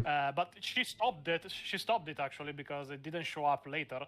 But yeah, but female representation is a good argument, but you have to apply it circumstantially. Like, you don't have to take away the spaces or the factions that are expressively only male, because before this fucking retcon that I don't even consider canon for how contrarian to the entire lore and how many points there is in the lore that say, oh yeah, all males, nephews, sons and such, because there is even like nephews, cousins, and I'm like, okay, maybe cousins, but nephews, I think if there were females, they would be be called nephews, but yeah, and Okay. like argue for it where it matters. Argue for the factions Argue that for are the mixed. expansion of the existing female roles rather than replacing male roles with female roles. I could agree with that. Yes, always, because there is no reason. Don't to you just know go, that the "Oh, Emperor yeah, of Mankind, since the dawning of humanity, the Emperor has always been a trans woman? Didn't you know this? Listen, let's not be bigoted here. It's the Imperium of Person. Okay, that was good. All right, we've been going for about an hour and a half. I would like to go back up and get some sleep soon, and I want to let you go as well. I just had a couple of more questions, if that's all right, and then we can put a cap on this. Yeah, go on. So one of the things that I actually did kind of irk me is, and maybe this is just because of what such a big loving guy I am, but I didn't like that your response to, if there are enough changes, I'm not going to leave the hobby, or I'm not going to go off and do my own thing. I'm going to burn it down and ruin it for as many future people coming into it as possible. I just think that's an incredibly toxic attitude to have. And I'm not sure what, because from my perspective, so my buddy and I we played a game of 10th edition last night. Mostly because I play CSM and the accursed cultists are about to stop regenerating models. So, I think they're about to lose that rule, and I finally got 20. So, oh god, my Skyrim just crashed. Uh-oh. Well, when you're playing modded Skyrim with the museum mod. What? Oh no! He's so based, he knows what I'm doing. So, I guess, because we play 10th edition for, just whenever we want, the shoot the shit and drink beer games. But our crusade is in 9th edition because it's, fluffy. Because, specifically the meme between him and I is, I get to have specifically combi flamers because I'm a big fan of combi flamers. So, because you can't split the combi weapons in 10th edition. So we run our crusades in 9th. And I guess I would just say that it's probably more productive, at a certain point, because there will probably, I almost agree with the whole canary in the coal mine thing. I do, just because I've seen, the trend of, media pandering more towards, wokeism. I do think that's coming, or some more things are coming. I don't think it will be as bad as, Star Wars, or even close, but I do think there's probably going to be some more, wokey elements coming. I guess it just seems more productive for me because I believe that as many people who want to be happy, should be, and that includes me. At a certain point, I would just, if I disagree with it enough, stop buying models and just play old versions and ignore the future, the new lore, and just stick to wherever my stopping point was, rather than try and ruin it for other people. I guess that's just my perspective. The difference is that you have to consider my own mentality. I was pretty much turned off every single hobby I had. I was a Star Wars fan. I was, for a period, even if not that big, a Star Trek fan. Oh, I was a D&D fan. Now I run only tabletop games. I don't even know what the fuck happened with D&D, but... D&D, the problem with D&D is that it tried to pander to so many people that it became a sanitized settings. In fact, the main complaint I find from more and more people is that the setting is so inclusive and sanitized that even from the basic stories you could use to make the most basic of campaigns, the world is so neutral and unoffensive that there is literally no need for but wasn't D&D, wasn't the whole point always, if I ever DM a campaign, I would write my own campaign. Is it just that, the books that, specifically Wizards is coming out with are, super woke? Yeah, they are super woke. First they removed the fact that orcs were naturally evil aligned, because people started complaining, oh, but are you saying that orcs are like black people and wizards? Okay, that's dumb, but also, if I wanted to play a good orc character and couldn't because they were, ruled a certain way, that would also be dumb. No, doesn't mean you couldn't, but take the universe where, oh yeah, the orcs are evil aligned. Wouldn't it make more interesting that your character is actually good? Well, yeah, so you said you were a Star Wars fan, vaguely? I used to play a lot of Star Wars. I was a big Star Wars fan, and I used to play a lot of Star Wars The Old Republic, and one of my characters was a Sith warrior marauder who was a Sith species, like Sith character, and I played him as a like good character, as a light side character, and that is what made him interesting to me. So I definitely see the appeal of that. I understand what you're saying. If you go neutral and sanitized on everything, everything loses meaning. Like the main thing you have to do to keep a universe interesting is create conflict and keep its own internal consistency always aligned. Because the moment I catch a whiff that you are trying to retcon stuff to do what wasn't possible before, it means that the entire setting from that point on has no meaning at all. Because from a day to the next, what I like could be retconned because it does not fit your narrative any longer. Sure. You have to keep a narrative that is consistent. The moment you don't, the universe has died. It is what happened with the sequel trilogy, especially when they killed the extended universe and made it not canon. But even if... Because when they sorry, go ahead. And I hated that, by the way. I like the EU. That's still canon to me. When they did that, they pretty much just retconned the stories that people liked, and from that point on, they went, okay, you can retcon just what we like. Okay, why should we like anything then? So actually, that's a perfect example. I'm glad you brought up the expanded universe because I ignore Disney canon, and I still hold that as my headcanon. So like, it might not be official, like with Star Wars, because like I barely touch Star Wars because most of my like favorite part of Star Wars was the Old Republic. I thought that, unironically, my favorite part of Star Wars was when it was 40K, where it was the big, massive armies of, like, effectively super people fighting for control of the galaxy, and I didn't even realize it at the time. I was destined to be a 40K fan. But, like, yeah, because they don't really deal with the Old Republic anymore, because it's not, quote-unquote, canon. Oh, in the Thrawn trilogy, like, that's canon to me. Like, I like Grandmaster Jedi Luke Skywalker is my favorite light side character in all of Star Wars. And I'm not talking about this pussy-ass bitch that Rian Johnson gave us in The Last Jedi. I'm talking about in the EU, when at the end of his life, he was the most powerful Jedi to have ever lived. Which makes Luke Skywalker actually the fucking chosen one. Makes him, like, important. Like, I like that shit. I hold the 6 movies and the EU canon in my head still. But that's what I'm trying to say. Is, like, even though that's true for me, I also don't feel like the need or the compulsion because I have what makes me happy. I don't feel the compulsion to go out and try and ruin it for the people who, for whatever reason, are enjoying what Disney's putting out. You know what I mean? No, but I didn't mean actually, I'm going to destroy the universe because I don't enjoy any longer.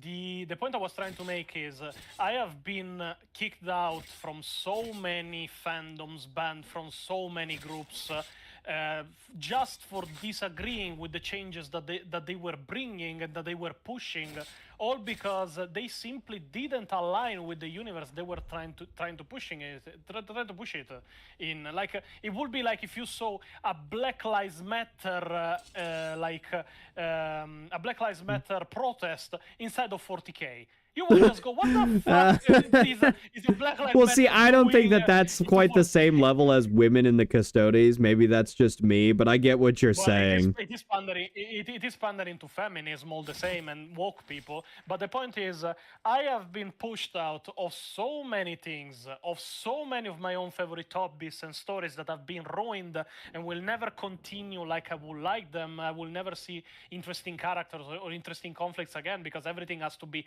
sanitized. Well, yeah, but not new stuff. Not new stuff, but all of the old stuff is still there, no? Yeah.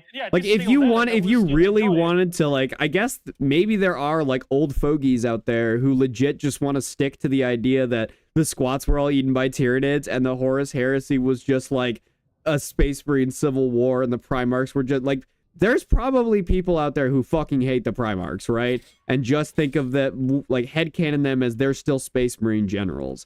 Like, I think that's great. I'm happy for those people. As long as we can come together and, like, share the parts of it that we do like. I just don't see, like, I am a big anti-division guy. One of the things that I try to make part of my brand when I'm interacting with people, the 40K community on Twitter, is I want people to literally just fucking stop and put their weapons down and start playing the game. Because I think there are, like, horrible actors on both sides for perpetuating this, like, bullshit, like, culture war within 40K. and then they will accuse the other side of bringing politics into the hobby. And I am not saying that that's you even necessarily. I'm just really tired of it. So like, to me, both are equally bad. And I would just prefer that, like, hey, if you want to have your, like Connor was saying on the panel, right? If you want to have your like hyper masculine, sexist, racist like version of 40K, you should be allowed to have that. Just so long as if somebody wants to have their in this version, all the Space Marines are female. Like, neither are going to be technically quote unquote official canon. But for someone like you who's already saying, I don't like female custodes and I wish they would go back on it, but like, I genuinely don't think they will. But I still don't think that you should like be denied your vision of 40K that just has male custodes. You know what I mean? And I definitely agree. I definitely agree. Just I want to preempt. I definitely think there's like wokies who will go after you for that. In the same way there are chuds who will go after wokies for their all-female Space Marines. And I think that's the part that we should be criticizing, is the people who feel the need to go out of their way to attack the way that people are enjoying the hobby, rather than just saying you enjoy it your way and I enjoy it my way and let's let leave. You know what I mean? Yeah, but the problem I have is that as long as it is your head canon, it is fine. But the moment it goes to attach the canon, so the canon story, everybody, every single one of us has to share as a basis, then problems start happening. Because at that point, you are attacking something people love, something people have spent a lot of money in, something people have spent, like me, a lot of time in learning, to the point that I learned this language only to learn. Which was very impressive motivator. That's good. Yeah, removing that I learned it on a bus in 6 months between trips to university. But you speak it very well. I couldn't tell. Like I know other like European dudes that I've talked to like speak English worse than you, and they knew it in school. So like, yeah. Removing the Russian accent, even if I'm Italian. But the point I'm trying to make is I have been kicked out of so many hobbies, so many good stories, all because people were crying about being offended by this and that, about changing this and that. Warhammer 40K is something that saved my life. I discovered it in a very dark moment of my own life, where it was really not that far from going, yeah, it is not worth it to go on anymore, just to put it in terms that don't violate YouTube. I appreciate that. Yeah, and when I discovered 40K, being a big fan of wars, fictional or not, because I am a big advocate of the poetics and the philosophy that can be found in war. Wars are beautiful. They are bad things, but fighting them is even worse. When you say they're beautiful, you're talking about the moments of heroism. You're talking about the candle in the darkness, right? Yeah, I'm talking about the candle in the darkness, like the discovering who people truly are in their last moments. And seeing like, the heroes that arise in these wretched times. I 100% agree with you. Even from normal people, like even there is even a citation that comes like from DC movies that was in The Dark Knight Rises from Joker, that is like in their last moment you see who people truly are. And this citation has been applied especially to the first movie of Spider-Man of Sam Raimi, where Goblin gets into the office and takes Jonah pretty much ready to kill him to have the info about who sends the photos of Spider-Man. And he won't tell him. Jonah, he says, I don't know, it's just some kid. He protects him. Yeah, and Jonah, instead of doing the asshole like everybody would imagine, seeing how he behaved, how he insulted people, how he treated people, he just protects Peter to the last, and just he was ready to die just to protect somebody else. And that is the real reason for me wars are beautiful in a way. They are very interesting to read, and especially the rise and fall of empires, the conflict that there were outside and inside. That might come from my Roman blood, because I am pure Italian from generations, so I still relate to the Roman Empire. I am directly related to Julius Caesar. No, I have friends that are related to Italian nobility, though. But anyway, and what happens is really I took so much interest into 40k that I started learning English to study it. I started watching videos, started reading wikis, books, to the point where I am now that I can literally give answers to stuff that doesn't have answers. In fact, my first lore video was on the missing Primarchs and the Rangdang Xenocides. And there Oh, you mean I would present- Sigmar, the missing Primarch? No. The two missing Primarchs, Yeah. the second and the Yeah, Sigmar and the other one, yeah. No, and and I gave an answer to what happened to them using excerpts from books, citations, mentions of the missing Primarchs, dates that we are given, passing knowledge that there was around for certain conflicts and wars, and I was able to answer the question of what happened to the two missing Primarchs. It is still a theory because it is not confirmed, but it is as close as it goes to the Sure. truth with the amount of proof I presented. In the latest video, instead, I went and just used Horus Heresy lore to rewrite the Primaris lore. And everybody in the comments was like, why the fuck is this not the official canon? Because it was, in the end, like I wanted it. It was a better story than what we are presenting. So for the Primaris. I recognize, like, because what you described where Warhammer came to you in a time where you really needed it. That was me with Yeah. Skyrim, actually. It's the reason that I'm still playing it, you know, after what, fucking 13 years? Like, Yeah, but the mods help. Those are well, sure, but like I mean I could play it vanilla too, if I'm being honest. They just like the mods help me turn it into a game I can like have conversations with people and like kind of absent-minded, if that makes sense. But like I definitely understand like that, how important like an IP or a universe can be to you if it comes to you in that kind of time of need. But what I want to ask you is, like, because I think that's great that Warhammer was there for you, but I think there's a chance, unironically, that female Custodes could be that for someone else. And while I don't think that like that justifies the inclusion, I think at the very least it gives me pause to go, well, hold on. How much does the official lore matter? Because it matters to some extent, because that is what's new and what's fresh and what everybody's going to be talking about. But most of my favorite parts of 40k lore have been out for years, right? So like and like I was talking with Star Wars, like the Old Republic hasn't been touched in like what, a decade longer maybe. So like I think that it's, while it is definitely good that we criticize the decisions that we don't like with like healthy criticism, I don't like the idea that we should try and ruin the hobby for other people or attack people for liking aspects of the hobby we might disagree with, if that makes sense.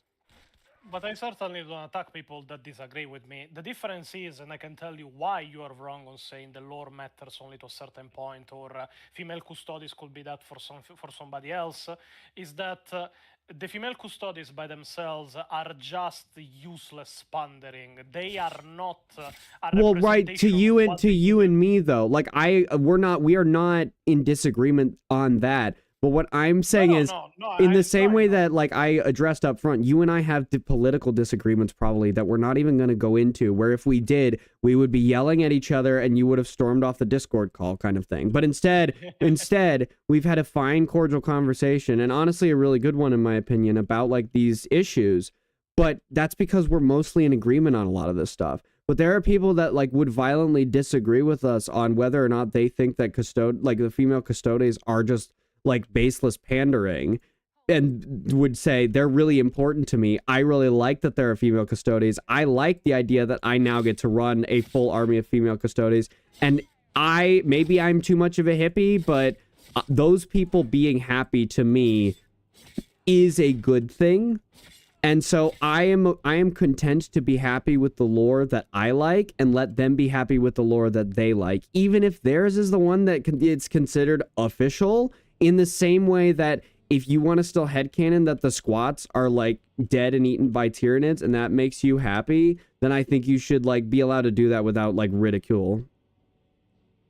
I think that is the wrong mentality to have, for the simple fact that the people that are so extremely shallow to the point that they need validation even in an army that was made only of males, and the only reason they would ever come to play is because it includes females, are so shallow to the point that the moment they learn about the darkest sides of the lore, the Dark Eldar homunculi, the sacrifices to keep the Emperor alive, the amount of xenocides, the amount of genocides even for people, like if you go and read the Months of Shame, that were innocent people being sterilized and sent to die in war camps just because they were on a planet where a war they didn't even see happened. The moment they see that, they will just go, yeah, no, that this is not for me. Goodbye. I think I would agree there are tourists. And I agree that tourists should not get to change the hobby. But that's not what I'm talking about. I specifically qualified it as someone who, like, is a Warhammer fan, just would be happier if this thing existed. Now this thing exists, and I'm glad that they're happy. Yes, you can be glad they are happy. It doesn't make the existence of the thing they are happy about good. Like, sure. No. Then we agree. Then we 100% agree. My only thing was, like, I try to approach things with the most positive. I used to be way more of a pessimist, but when it comes to, like, interpersonal interactions, I am of the opinion that the world is so fucking divided at this point that it is my obligation. This is going to sound really, like, heady, okay? And you can make fun of me when I'm done.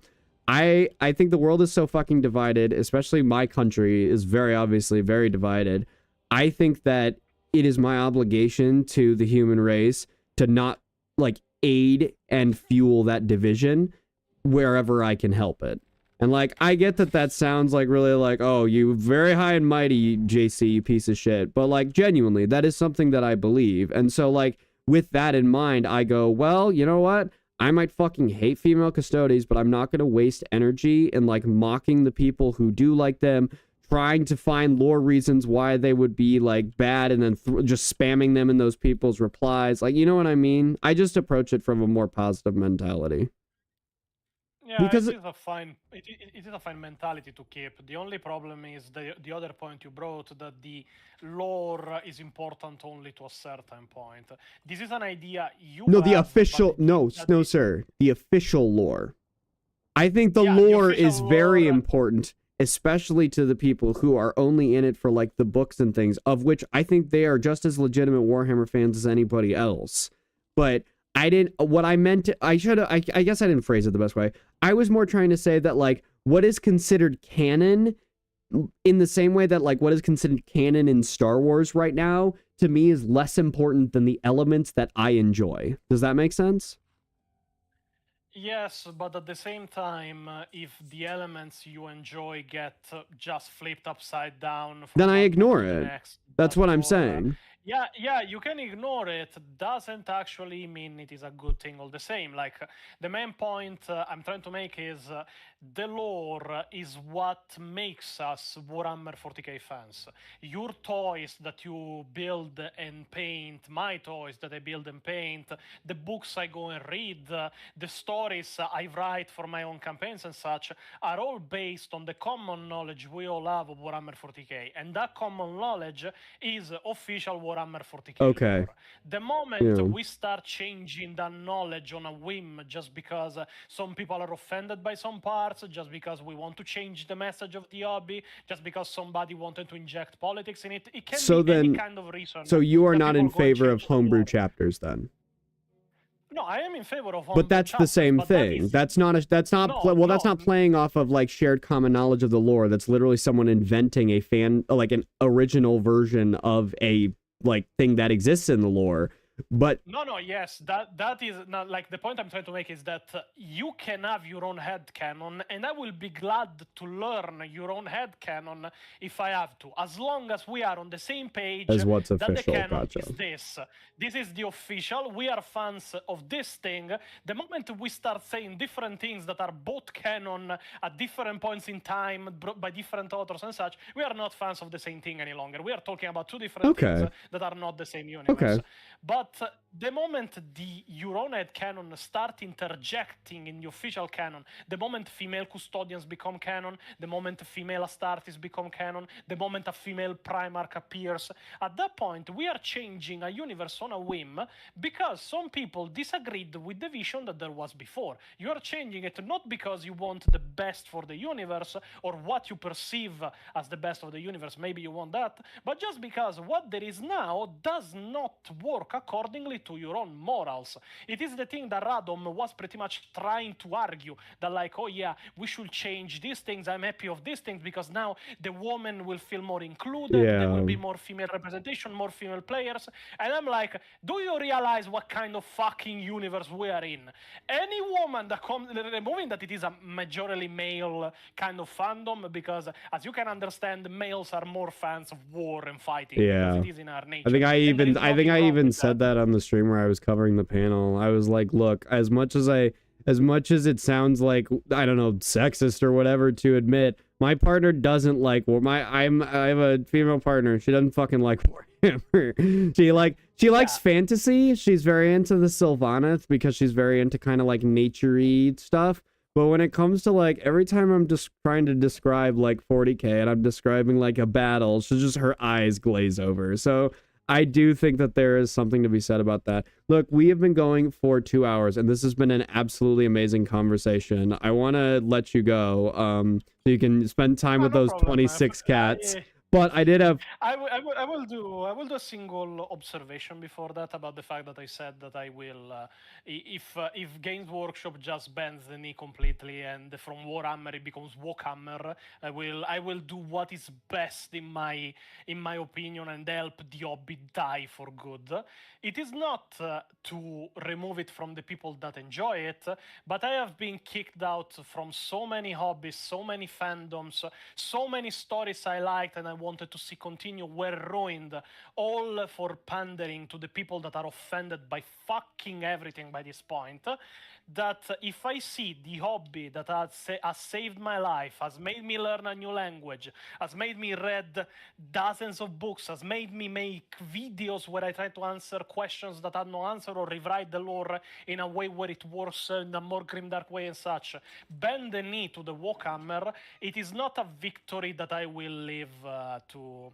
That I will live to the woke side of the Warhammer politics or Games Workshop. From that point on, for me, it will be just like an Abaddon kind of approach. Oh yeah, I cannot take Cadia. Take a Blackstone fucking fortress then. I cannot defend Terra. I will let you're trying to sell me on the spite arguments by throwing my favorite character at me. How could you do this? Yeah, but I cannot win and defend the fandom that I love with all my heart and that I have spent countless thousands of hours learning. I cannot have it, then nobody can. So I mean, to put it bluntly, I do think that's a very, and I don't even think you disagree with me. I think it's a very selfish way to look at it, but I understand why, like, that's given the background you gave me, I understand why that's where you're coming from. Okay, last question. All right. So I really hope there aren't female Space Marines coming down the pipeline, but since I want to, like, if anybody ever wants to have the debate, quote unquote, I do have a version that I would be the least not okay with. Because, so we have the Demunculaba, right? Where it's this horrible, like, warp, mutation, grotesque, like, monstrosity. I think that Chaos, because of the nature of, like, how desperate they are for, like, equipment, gene seed, armor, bodies, etc. I think that, like, it is more feasible for them to start trying to do some Hansu shit and, like, figure out, okay, how do we build a suit of power armor that can take anybody, or how do we get the Dark Mechanicus to, like, in a way, like, gene seed up or roid up a female so she can be like a Thunder Warriors-esque Space Marine proxy? If something like that happened, that is probably what I would be okay with. If you had to implement it, would you, like, fall more along those lines? I would, but I can tell you that the uproar that will Oh, come from it oh would yeah. be Oh yeah. extreme, Even my because like minor, like most lore justified way, yes, would have droves of people leaving the hobby. But I was just like, I'm trying to think of a way where it's like, it's like as. No, I'm not. Go ahead. No, you misunderstood. I was not talking about people leaving the hobby because now there is Chaos Female Space Marines, but because they are Chaos Female Oh, Space well, Marines. then people can stop being bitches and stop worshiping their fucking corpse in a chair and maybe come over to the base side, huh? Oh, sorry, I forgot you were a Blood Angels player. No, How's Sanguinius' head doing, by the way? How's Sanguinius again? It is mostly because I think the woke side would screech a lot because Didn't- no, you put the female. Didn't Space my Marines guy's on the dad? back. Didn't my guy's dad body check your guy's dad into the fucking ground? Sucks to suck, nerd. Yeah, but he broke the back of Kabanda fighting without a weapon. But anyway. No, anyways, yeah, sorry. No. The point is, people will screech Oh, yeah. because they're Chaos evil. Space Marines- You made women evil. Ugh. Well, yeah, but keep in mind, I don't care about But, wokelet screeching. Yeah, me neither. In fact, I want to silence them only because they always seem the majority, but they are not. No, they're the loudest minority. Yeah, but the point I'm trying to make is that there is already an augmented and roided up kind of female superhuman, and it was made. You haven't read it yet, so you probably don't know them. By Fabius Bile. That makes sense. The guy that, Degenerate Slaneshi fuck. No, the Fabius Bile, the guy that could genetically engineer a daughter for himself, but cannot cure male pattern baldness. Well, maybe But maybe anyway, he likes the look. I don't know. When can I ask you though? Actually, since you're here, this is perfect. I have heard a bunch that there is a story where Fabius Bile creates a like soulless copy of Horus. What book is that in? I want to read that part because I know Abaddon kills him. I want to read that scene. I think it is in Black Legion. I don't remember exactly because I never read Okay. it. It should be in Black Legion, but he pretty much is the only person that can make perfect clones of. Because he made Primarchs. It is Fulgrim, why- right?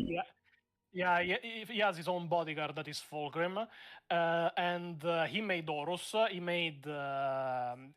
The problem with that Horus, and the only thing that made Abaddon win in that fight, is that Fabius Bile was using Horus to try and take control himself of the what was left of the Sons of Horus and the Black Legion. And when Abaddon arrived to kill the clone and take control of it himself with Drachnien, the only thing that made him win was a moment of hesitation from Horus because he regained his memories during the fight. Oh shit! He did? Yeah, No. Yeah, he recognized Isekyle. Abaddon. Yeah, and in that split second where he stopped fighting, Abaddon just. He had hesitated. once again. He fucked up. That's Abaddon's whole point. Like reiterated, as Horus was never going to be able to do it. He always fucks up right at the end.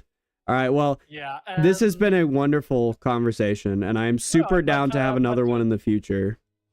Yeah, but to give you a bit more. Oh, yeah, sorry. load on the superhuman females, Fabius Bile has been working on a project because in the War of the Spider, he even comments that he understands why the Emperor never made the female Space Marines, and especially he understands that Space 'Cause they Marines have in general cooties. are a genetical dead end. He takes some elements of the gene seed of his own Legion, oh my god, I forgot the name. I'm tired. You're good. The Emperor's Children. No, yeah, I've the Emperor's Children. Okay, yeah, I had a lapsus with the name. Do you do the Fabius thing where Bile you just think of Noise Marines? Because yeah, Yeah. me too. Literally, it's so hard for me to remember Emperor's Children, but I always remember the term Noise Marines. Anyways. Yeah, and he took even various elements of various Xenos, and he created a new superior Ooh. version of humans that are made to replace humans, that are called Creations the of Numen. Bile? Is that okay? Yeah, they are not corrupted by chaos. They are just a genetical abomination, Okay. but they look like humans, but they are superior. Is that in the Fabius Bile point books? Is that where that's talked about? Okay, Yes, awesome. They are talked about in the War of the Spider, but they appear in another book when they are created. But the point is that they are more powerful than humans. They have traits that make them in part space marines, but not extremely. Like they are not as powerful as space marines. Even Fabius Bile comments that the only way one of Newman will win against a space marine is if they find one alone and manage to ambush him. Like if there is 5 or 6 Newmen against a single space marine. Okay. But in general, it is superior human, roided up humans that can reproduce, that can. Oh, have that's children, okay. That's different. Yeah, and are extremely hostile against humans and alike. And in general, it is like superior roided up females, but they are creations of bile that use a lot of DNA, not only gene seed, and that is the best you can Okay. really hope for. Roided up version of females of a space marine lens. Okay. And like from what I understood, even their pack leader, because they hunt as a pack, is a woman that went toe to toe with a corn berserker in a fight. Oh, So. okay. All right. So, okay. That's actually really interesting. And I appreciate that you're able to like point at that and like go, okay, this is how they could do it. And like, it's already like okay. Awesome. Well, hey, like I was saying, I appreciate the conversation. Sorry it didn't work out. The timing didn't work out the first time, but I'm glad that we actually got it in. Did you want to like shout out your stuff again real quick? Yeah, you can find me on YouTube as the Pontius, or just search for the most famous video of the channel, that is why female custodians can't exist. 43,000 visuals and counting, and it makes me hope that more people are actually angry about it than it seems, because that video has that many visuals, but still 90% rate of likes to dislikes. So I think people are pissed. I think people are pissed.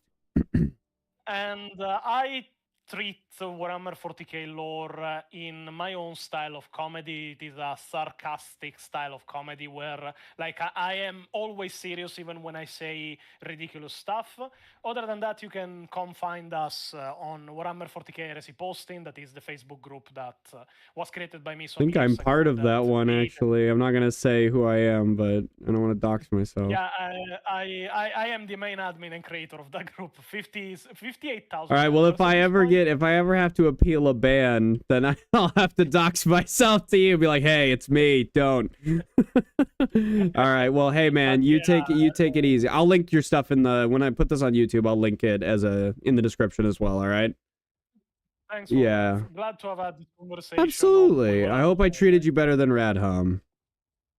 Radom didn't treat me well, even on fucking Twitter. Like, the main fact I was angry with him is that, like, oh yeah, we can have a discussion, and then I go see the post, oh yeah, Heresy Posting, Danny Fortuna, they are all fucking. Yeah, see, I like to think of myself as the Christ-like savior who can bridge the gap between the Chudhammer and Wokehammer, and we can try and at least sit at the table. And to use Skyrim terms, I'm not the Stormcloaks, I'm not the Imperials, I'm the Greybeard sitting at the head of the table telling you all to shut the fuck up. So. No, I'm more like a dark elf. I'm racist against everyone. Alright, man, you take care, alright? Yeah, see you next time. Yeah, for sure. Other than that, for a bit of recommendations, if you like absolutely, yeah. Visual of 40k for books and such, just go for Dante by Guy Haley. That is a very humanizing tale of Blood player gotta stay, or Blood Angels gotta stay on brand, eh? Yeah, no, but it humanizes. I've heard that book is very good, yeah. Yeah, then there is Rin's World. It is a story on the Crimson Fist, and that too is show a light in the darkness kind of writing. Okay. Other than that, there is 15 Hours that is pretty much the same, but it is about the Imperial Guard and such. There is very good books in 40k. Luckily, free of politics for now. All right, well, I will add those to my my already long list. I'm sure you understand. I got some chaos to get through first, but this is definitely, I sold out of Magic completely, and I'm definitely fully into Warhammer now, so I would say that I've probably got plenty of time. So, hey, take care, brother, all right? Yeah, you too. Have a good day. You too. Bye. That was a good little chat. He's a good lad. That's what I was thinking throughout that whole panel, is like, as long as we can have like more of a chill conversation, I bet we would actually probably find some agreement here. But like Radham being like a mustache twirling douche is not conducive to that. So all right, I'm gonna go back to